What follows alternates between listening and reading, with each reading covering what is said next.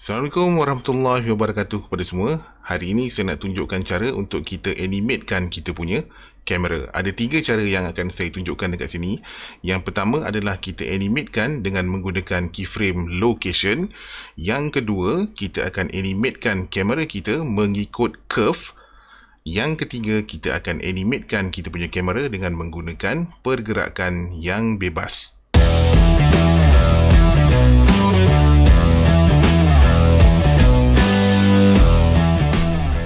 Sebelum kita pergi kepada ketiga-tiga cara tersebut, saya tunjukkan dulu apa setting yang boleh kita buat dekat kita punya output. Okay, untuk menghasilkan kamera punya animation ni, dia akan jadi satu file video. Jadi kita kena setting kita punya output file tu dengan betul. Okay, untuk setting tu kita pergi kepada tab ini, output properties. Okay, kita go through satu persatu. Dekat atas ni, resolution.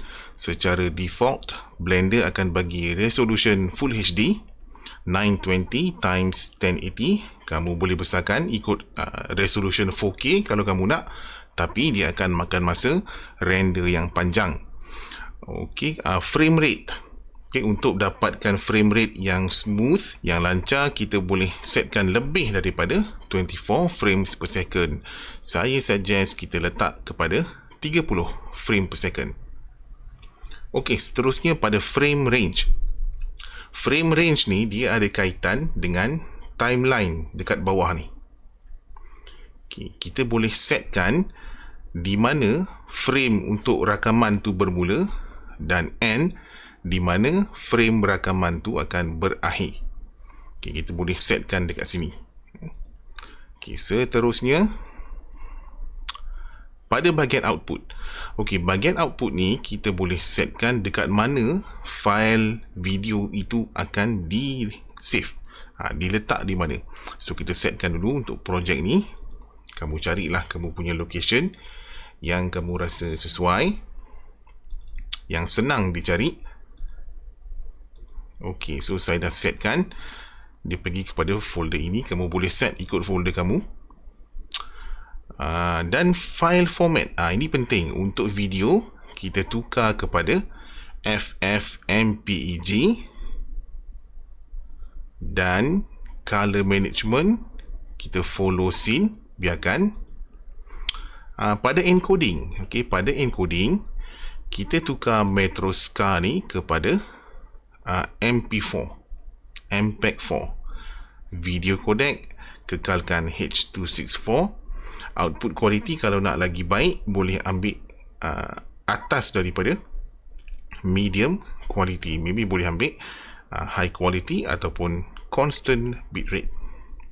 Tapi for sekadar memadai, medium quality pun dah ok sebenarnya.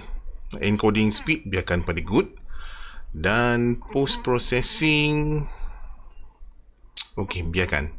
Okay, so inilah setting yang perlu kita set pada kita punya output, supaya kita punya file video tu yang akan dihasilkan nanti ikut format MP4 yang mudah untuk kita import dalam video editor, untuk kita tambah audio dan sebagainya. Satu lagi setting yang penting untuk kita set terlebih dahulu sebelum kita membuat animation adalah kita punya kedudukan kamera. Okey, tekan N pada keyboard untuk keluarkan window ni dan make sure kita pergi kepada tab view dan pilih lock camera to view. Okay, ini akan buatkan kita punya kamera tu kalau kita masuk, kita adjust kita punya angle. Inilah yang akan keluar dalam kita punya file rendering nanti. Okey, jadi kita terus pergi kepada step ataupun cara untuk membuat animasi pada kamera yang pertama, iaitu dengan menggunakan location.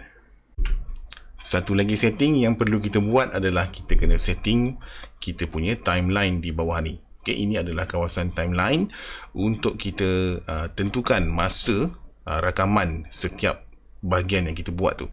Kalau kita tengok dekat sini, start at 1 bermakna kita punya frame akan bermula di frame 1 dan berakhir di N100. Kita boleh tambah, katalah saya tambah dia punya frame kepada 250. Okay, dia akan tambah dekat sini 250. Kalau kita nak dia berakhir dekat 500, kita tarik dia punya slider ni. So kita ada masa yang lebih untuk kita punya rendering. Tapi untuk simplify this video, saya set pada 200 pun saya rasa dah cukup. Cara pertama yang kita akan gunakan untuk kita buat animasi pada kamera kita adalah dengan menggunakan location. First kali kita klik pada kamera. Sama ada kita klik pada bingkai frame ni, ataupun kalau tak boleh, kita terus klik pada item kamera di scene collection. So kita dah aktifkan, kita dah select kita punya kamera. Cara dia, pada keyframe pertama, kita tekan I pada keyboard dan kita pilih location. Dan kamu akan nampak ada satu titik kuning dekat sini. Ini bermakna keyframe pertama. Katalah untuk keyframe yang kedua, saya nak buat kamera ni dia semakin zoom kepada subjek. Saya letak di penghujung di keyframe 200. Saya zoom in sampai tahap mana yang kita nak dan tekan I sekali lagi. Sekali lagi kita pilih location. So kita dah ada dua keyframe. Keyframe pertama dan keyframe kedua. Jadi bila kita tekan spacebar, tekan spacebar ni akan membuatkan timeline kita berjalan. So kita akan nampak kita punya pergerakan kamera yang mudah. Simple punya pergerakan kamera. Ini adalah teknik untuk kita membuat animation pada kamera yang pertama. Untuk membuang keyframe, kita klik kanan pada kawasan timeline dan pilih delete keyframe. Maka keyframe berapa banyak sekalipun dia akan hilang. Sekarang kita akan beralih kepada teknik kamera animation yang kedua dengan menggunakan curve. Pertama sekali saya keluar daripada mode pandangan kamera. Saya masuk top view dan saya add satu curve yang dipanggil sebagai Bezier. Kita gerakkan curve tu.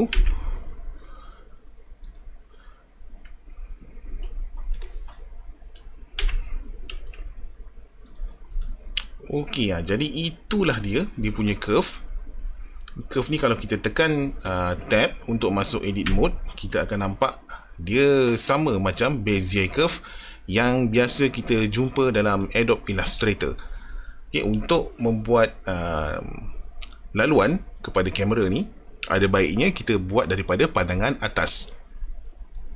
Sebagai contoh, apa yang saya akan buat adalah satu laluan kamera yang bermula di sini, kemudian dia akan curve mengelilingi kandang ni sampailah sini. Ini contoh yang ringkas yang boleh saya tunjukkan. Pertama sekali kita perlu edit curve ni. Kalau kita di luar daripada edit mode, kita klik pada curve tersebut dan masuk edit mode. Dan di setiap curve ni, kalau kamu tengok, kita boleh select dan kita boleh gerakkan dia punya handler. Tekan G untuk gerakkan. Dan untuk menambah curve, kita klik pada titik point curve tu, tekan E untuk extrude. Kita boleh extrude dia punya laluan dia. So saya akan edit benda ni dalam time lapse.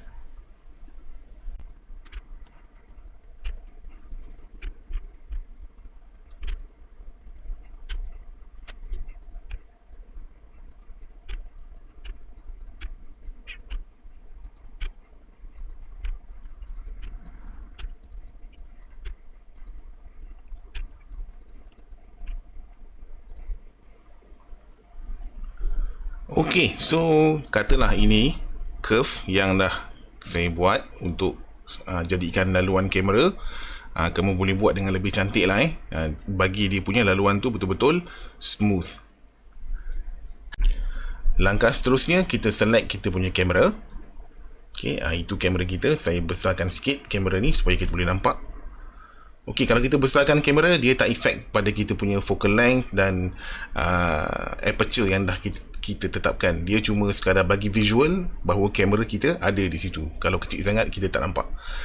Okey, untuk membuatkan kamera ni ikut pada laluan yang dah kita tetapkan, pertama sekali kita kena letak satu modifier. Bukan modifier, iaitu add object constraint.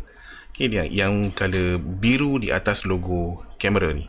Okey, add object constraint, kita pilih mana dia?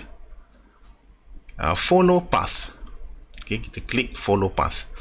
Okey, kemudian kita klik target kepada Bezier curve yang dah ditetapkan. Okey, dan kamu akan dapati kamera kamu hilang. Dia bukan hilang, tapi dia dah tersasar sedikit. Tapi sekarang kita nampak kamera ni, dia dah ada satu garisan biru-biru yang menunjukkan bahawa dia akan track kepada garisan tu. Tapi sekarang kita nak buat kamera ni betul-betul berada di atas garisan. Jadi apa yang perlu kita buat adalah kita perlu tekan alternate G pada keyboard, Alt G. So kamera tu dia akan pindah ke sana. Tapi pandangan kamera ni dia tak memandang ke arah badak. Tapi tak apa, kita boleh betulkan nanti. Okey, sekarang pada object constraint follow path yang kita tambah tadi tu, ada satu button untuk animate path. Kita klik button tu. Okey, dan kalau kamu mainkan balik playback, okey, kamera tu dia dah ikut. Dia mengikut kepada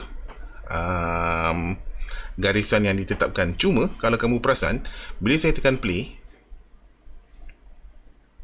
okey, dia terbabas ke sana. Kenapa? Kenapa jadi macam tu? Okey, sebab kita perlu setkan dia punya keyframe. Keyframe dia biar sampai di situ sahaja, di frame ke 101. Okey, jadi kita perlu setkan dekat sini. Kita punya end frame di 100 lah contohnya. Jadi kamera tu akan stop di situ nanti. So ini adalah ruangan untuk kita render. Okey, seterusnya kalau saya masuk pada camera view, kalau saya start daripada mula, bila saya mainkan, kamera tu dia tak fokus pun pada objek yang dah kita tetapkan tadi. Jadi untuk betulkan dia punya masalah ni, okay, kita perlu tambah lagi satu constraint, iaitu track to. Okay, kita klik track to dan kita setkan kamera ni, walau macam mana dia berpusing sekalipun, macam mana dia bergerak sekalipun, pandangan dia akan tetap memandang kepada satu objek. Jadi kita tetapkan apakah objek yang akan dipandang. Sebagai contoh, saya klik pada eyedropper ni, saya selectkan dia punya target kepada badak yang utama ni. Sekarang kamu nampak kamera tu dia dah memandang ke arah mana? Ke arah objek. So bila saya play, saya start ni, saya start dia punya playback. Okay, kamera tu dah betul, dia dah memandang ke arah objek tu, tapi kamera ni mungkin terlalu rendah ataupun terlalu tinggi. Jadi kita kena betulkan kamera itu punya elevation. Okay, kita nak betulkan dekat mana? Bukan betulkan pada kamera, tapi kita betulkan pada dia punya track. Track ni kita perlu naikkan ke atas sedikit. Nampak? Bila saya naikkan ke atas, ke bawah, kamera itu akan ikut sama. Dan kalau saya naikkan tinggi sekalipun, kamu boleh nampak kamera tu akan tetap memandang kepada objek yang dah ditetapkan tadi. Okay, so saya turunkan sikit, maybe sampai sini. So bila saya masuk pada mode kamera, saya mainkan, kamera itu akan sentiasa memandang ke arah badak tadi. Okay, mungkin ini masih terlalu rendah, kita keluar balik kamera mode, kita tinggikan lagi dia punya track. Okay, kalau rasa 100 frame tak cukup, kita tambah 200 frame. Okay, dan kita set pada kita punya curve tadi. Okay, kita select curve ni, kita setkan frame kepada 200. Okay, so kamera ni dia akan bergerak dalam 200 frame. Kemudian dia akan stop di situ. Okay, so ini cara kita gunakan curve sebagai kita punya landasan untuk kamera. Kalau kamu nak buat dia punya pergerakan lebih perlahan ataupun lebih slow motion, kita kena tambah dia punya keyframe. Ada dua tempat kita kena tambah dia punya keyframe. Okay, saya demo. Ini kelajuan yang asal. Okay, katalah kalau kamu nak buat dia punya movement lebih slow motion, kita select Bezier curve tadi. Okay, select Bezier curve tadi. Kemudian di frames, tambah frame dia. Mungkin kamu doublekan dengan apa nisbah yang ada. Saya type 400. Kemudian lagi satu tempat untuk kita tambah adalah pada output ni. Pada output kita start kita ubah frame range kepada 400. So dia punya animation akan lebih perlahan. Ni salah satu tips kalau kamu nak gunakan slow motion ataupun kamu nak buat pergerakan yang lebih laju. Kalau nak lebih perlahan, tambahkan frame. Kalau nak lebih laju, kurangkan frame. Okey, teknik ketiga untuk kamera animation yang saya akan tunjukkan adalah dengan menggunakan pergerakan bebas. Saya yakin ramai gamers-gamers yang akan suka dengan teknik ini. Teknik ini kita akan gunakan satu, pergerakan mouse. Yang kedua, dengan menggunakan keyboard WASD yang ada pada kita punya keyboard. Key WASD itulah yang biasa kita gunakan kalau kita main game. Okey, untuk enable movement tu, first kali kita masuk mode kamera. Sebab pergerakan tu kita hanya akan nampak dalam mode kamera. Kita akan bergerak dengan menggunakan pandangan kamera ni. Okey, pergi pada view, navigation, bawah sekali ni ada walk navigation. Okey, bila kita dah select walk navigation, kalau saya gerakkan saya punya mouse ke kiri, ke kanan, dia dah jadi seolah-olah macam pandangan daripada first person. Okey, kalau saya tekan W, dia ke depan, S, dia ke belakang, A, dia ke kiri, D, dia ke kanan, Q, dia ke bawah, dan E, dia ke atas. Okey, dalam masa yang sama kita boleh combine antara pergerakan WASD dengan pandangan mouse. Contoh, saya ke belakang sikit, saya pandang ke kiri dengan menggunakan mouse, kemudian saya gerak ke depan menggunakan W, dan saya pusingkan saya punya mouse ke kanan. So dia dapat pergerakan yang macam tu. Okey, pergerakan ni lebih bebas. Kita boleh buat rakaman sepanjang kita bergerak di dalam kita punya 3D environment. Okey, kita boleh zoom in, pusing dengan kita punya keyboard dan mouse, naik atas, turun bawah. You get the idea lah. Kepada sesiapa yang biasa main game first person shooter, dia tak ada masalah dengan pergerakan ni. Kepada sesiapa yang belum biasa, mungkin ambil masa sikit lah untuk biasakan. Bila kita bergerak dengan menggunakan key WASD ni, kalau kita nak confirmkan dia punya posisi terakhir, stop dekat mana, kita tekan, kita klik kiri pada mouse. Okay, kalau saya move, kemudian okay, saya nak cancel, maybe ada silap ke apa, nak cancel, kita klik kanan, dia akan kembali kepada kedudukan asal kamera sebelum pergerakan tu dibuat. Sebelum kita buat rakaman dengan menggunakan pergerakan bebas ni, kita setting dulu beberapa benda, terutama pada shortcut key. Okey, kalau kita nak enable dia punya pergerakan tu, kita terpaksa pergi pada view, navigation dan walk navigation, baru kita boleh bergerak. Dan cara ni agak lambat sikit lah. sebab kita terpaksa pergi dekat menu.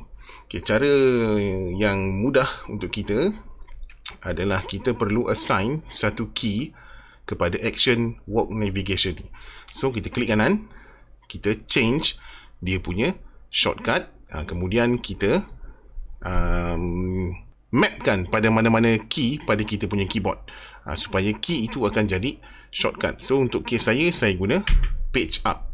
So page up ni akan jadi sebagai dia punya shortcut key. So saya tak perlu masuk view dekat sini, saya cuma tekan page up pada keyboard dan boleh buat pergerakan. Okey, itu setting pertama yang kita perlu setkan untuk sebelum kita buat camera animation.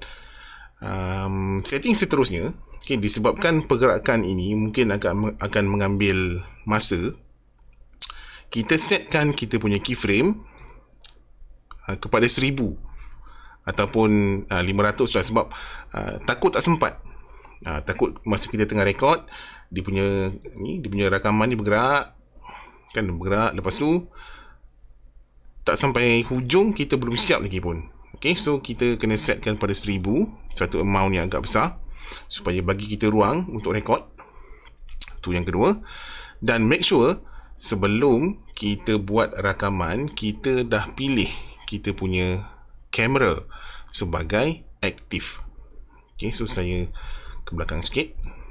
Okay, katalah saya nak bermula dari sini. Jadi sekarang kita akan buat rakaman dengan menggunakan pergerakan tadi tu. Okay, make sure first kali, yang paling penting, kita select kita punya kamera. Kita select kita punya kamera, make sure kamera ini sedang di highlight. Yang kedua, make sure kita dah assign key, shortcut key tadi tu. Dan yang ketiga, pada timeline, kita turn on this one, auto keying. Okay, tak apa, kita buat step by step. Okay, once kita dah setting, kita dah pilih kamera sebagai active object, kita dah assign shortcut, kita dah auto keying. Okay, kemudian kita tekan spacebar, lepas tu terus kita tekan shortcut key yang kita dah assign kepada walk navigation tadi. Okay, dan rakaman tu akan bermula. So saya akan tekan spacebar dan saya tekan shortcut key. Okay, kalau kamu tengok pada timeline ada garisan kuning yang sedang terhasil. Okay, garisan kuning itu adalah keyframe yang dah dirakam secara automatik.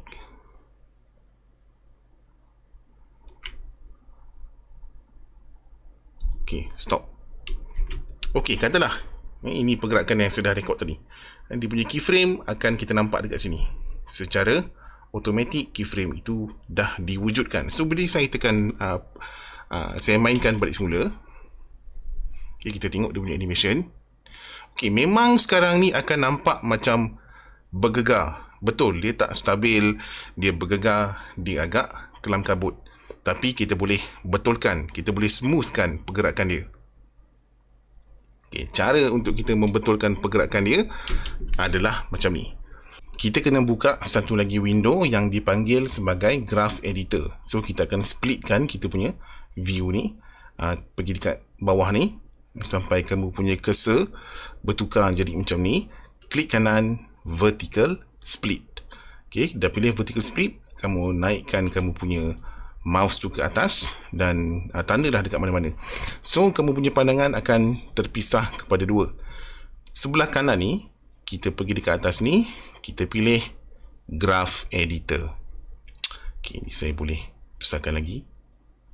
Okay, so graph editor ni, inilah kita punya keyframe sepanjang animation ni.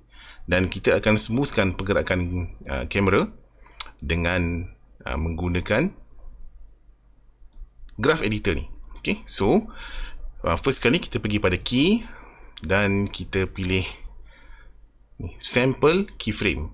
Okay, sample keyframe ni dia akan sambungkan bahagian-bahagian di mana kamera tu berhenti, tapi dia akan tambah keyframe di tengah-tengah tu. So sepanjang ni dia akan ada keyframe.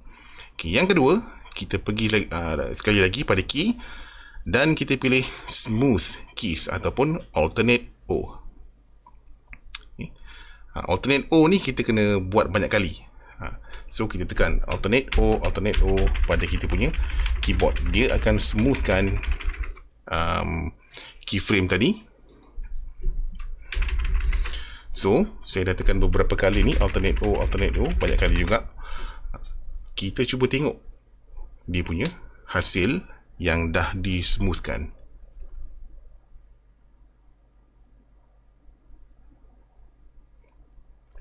Okey, kan sekarang kita dah nampak pergerakan kamera lebih tenang, dia tidak bergegar. Dia shaking, tapi bukan shaking yang teruk. Dia seolah-olah macam kita pakai gimbal. Jadi dengan cara ni kita boleh buat pergerakan kamera yang lebih custom dan lebih smooth. Alright. Okey, so itulah 3 cara yang boleh kita gunakan untuk membuat rakaman kamera animation. Okey, so lepas ni kita akan tengok macam mana cara untuk kita membuat rendering. Okey, sekarang saya akan tunjukkan cara untuk kita properly render kita punya kamera animation. Cara ni kita boleh apply kepada ketiga-tiga teknik kamera animation yang telah saya tunjukkan tadi. Tapi kita akan gunakan teknik yang ketiga ni, yang sekarang ada ni, sebagai kita punya contoh.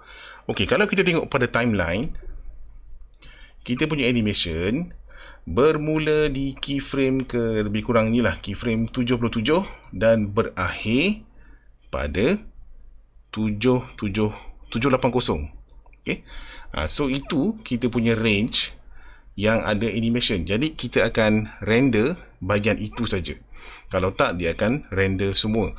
Okay, first kali kita pergi kepada output properties. Okay, kalau tengok dekat sini, okay, kita akan setkan kita punya frame range untuk kita render. So kita start di 75 lah, nak play safe. So kita masuk frame start dekat 75 dan kita punya animation berakhir pada keyframe ke 780 lah untuk play safe. Lebihkan sikit tak apa. Kalau terkurang, takut dia terpotong. So dia akan berakhir render pada 780. Jadi inilah kawasan yang akan kita render. Dan kalau kita dah set dekat sini, kalau kamu tengok dekat kita punya timeline pun dia dah highlightkan. Okay, so tu yang pertama, kita bagi tahu Blender nak render kawasan mana untuk menjimatkan masa. Sebab kalau kita tak set, Blender akan terus render daripada 780 ni sampailah frame ke 1000 walaupun tak ada pergerakan. Dia akan render juga. Jadi itu akan memakan masa. Okey, kemudian setting-setting yang lain untuk render saya dah tunjuk di awal video. Dan kalau semua setting dah betul, kita pergi kepada render. Bukan render image yang biasa kita buat, tapi kita render animation. Dan bila kita tekan render animation ni, kita tunggulah sampai selesai. Okey, saya dah tunjukkan ketiga-tiga cara untuk membuat kamera animation. Cara yang pertama dengan menggunakan location keyframe. Cara yang kedua dengan menggunakan curve, Bezier curve sebagai path kepada laluan kamera.